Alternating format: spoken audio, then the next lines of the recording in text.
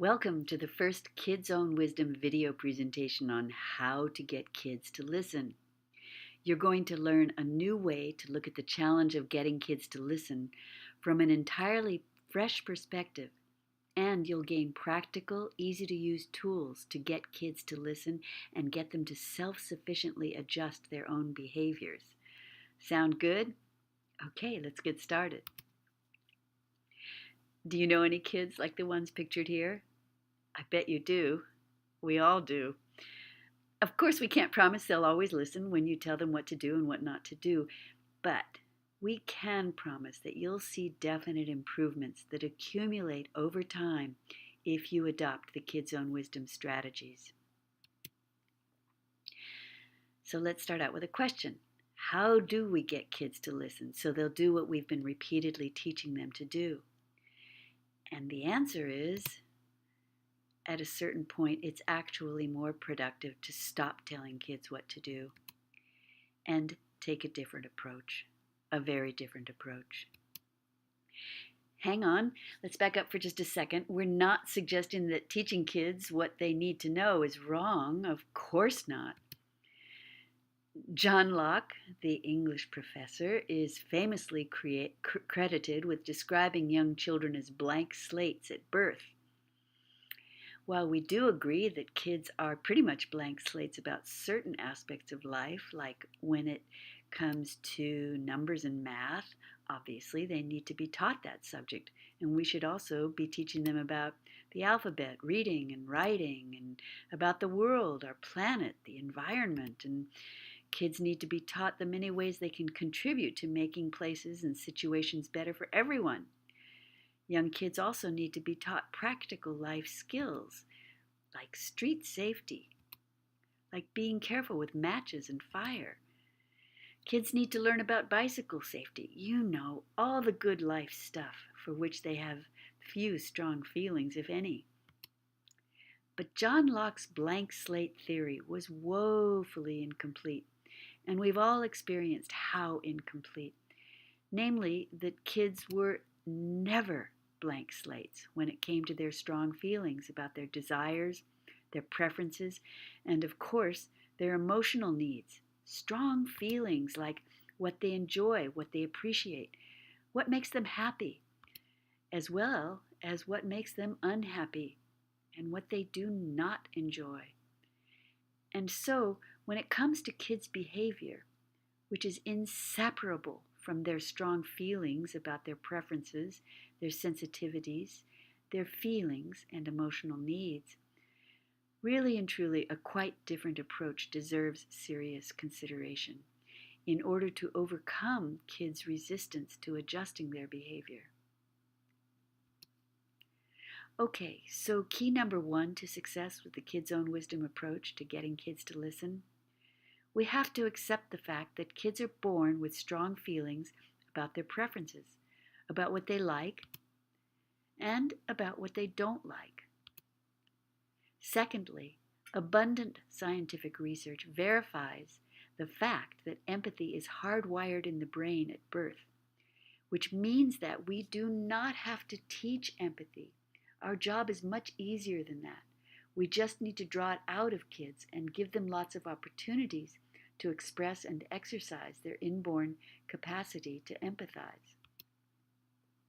The same thing applies to fairness. Kids know what's fair, and they know when something's not fair, especially when it involves something they care about. But that's okay, we can work with that. Very definitely, we can work with that. Number 3, children are generally capable of adjusting their behavior within a year from the time they start using language to communicate. For most, that's usually around 4 years of age. Number 4, very important to understand this one. Kids, even very young kids, are fascinated by each other. They listen to, pay attention to, and relate to each other's experiences a lot, which is part of the natural and healthy human instinct to belong, to feel connected with others. Number 5, kids want, need, and deserve to be seen, to be listened to be acknowledged, which is another healthy and legitimate need that kids naturally express, a need with which we were all born, because we're all wired to connect, as ongoing research in many universities confirms. Okay, now that we've got that foundational understanding established, we can move forward again on how to get kids to listen. Are you ready? With the Kids Own Wisdom approach, we bring groups of kids together for regularly scheduled peer group discussions that are interesting enough and respectful enough of the kids' intelligence that they naturally want to hear what each other thinks.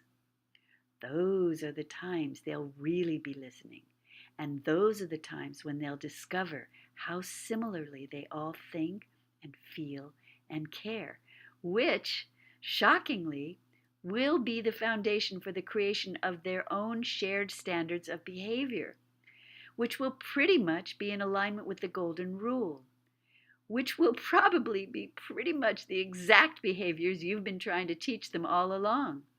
They just had to come to those conclusions on their own together. So the way we do this, we start by telling the group that we'd like to ask them some questions to learn more about them, that we'll be listening more than talking, and then we ask if they're okay with that. Yeah, they always say yes, but it's a nice introduction to the exercise, and then we get started. Please keep in mind that the Kids Own Wisdom approach has been successfully used to create listening and learning around just about every social emotional life skill you've been trying to teach kids. The key to success is ask the right kinds of questions and then listen, really listen, just like the kids will be listening to each other and learning from each other. We're going to start with an example about pushing. Here are some starter questions. Who likes to go down slides? What do you like most about going down slides? Who has a story they want to share about going down a slide? How big was the slide? Were there other kids around? Did a parent or a teacher help you? Now would be a good time to show a picture that focuses the entire group's attention when you're asking them more questions. So here are some more questions with all of them looking at one picture so they all, are on the same page. Who would like to take a turn telling us what you see happening in this picture? And now you definitely want to give several students a chance to talk about what they see in the picture. Who can think of a time in real life when it's okay to push someone? And then, maybe you could think of hint suggestions if nobody's coming up with anything. And always you want to ask if it's just yes or no answers you're getting from the kids. Then you ask them, why is that your answer? So that they need to, validate their answers, basically. And also for practice in self-expression. Who can think of a time in real life when it's not okay to push someone? Who can tell us what patience is? Who can tell us, if people have patience, how do they act when someone is ahead of them? Who thinks having patience is hard sometimes? Why do you think that? The reason that we bring in new words, a lot of reasons really, but one of them is to just make sure that the subject of pushing doesn't just totally stay in the spotlight, because kids would get onto us that we're just doing a lecture about not pushing. So we want to avoid those possibilities. And now another important reminder that the only job the teacher has during the Kids Own Wisdom peer group discussions is to ask open-ended questions and then listen and notice that everyone else is listening. And another important reminder, we have to let children come to their own conclusions during these peer group discussions. Experience over years has proven that children who've been pushing will definitely be listening to the responses of their peers because they feel no defensiveness, so they're just wide open and listening. If the teacher resists lecturing during any part of this discussion.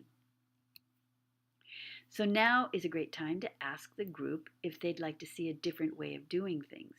Note, it is counterproductive to label the second picture as better or right. Let the kids arrive at their own conclusions. Respect them enough to trust them enough to do a group reality check. The result, for them, will be their own true ownership of the issues being discussed, and behaviors do change. So now, what's happening in this picture? How is this picture different from the first picture? Who would you rather play with? Someone who pushes or someone who has patience? Why is that your answer? Who knows what interrupting is? We can give them a possible definition of that word. Raise your hand if you've ever been interrupted. What were you talking about when you were interrupted? How did you feel when you were interrupted? Some people think interrupting and pushing are kind of the same. I wonder why they think that. Does anyone have any ideas about that? You can always feel free to widen the discussion by showing other visuals that connect your topic to a variety of events in life with which kids will be familiar. Like, for instance, have you ever been standing in line at the store and someone asked the grown-up you were with if they could go ahead in line because they had fewer things to buy? What did the grown-up you were with say or do? Did that seem fair? Why? Why do you think that? So, that's the first installment from the Kids Own Wisdom approach about how to get kids to listen. Did you find it worthwhile?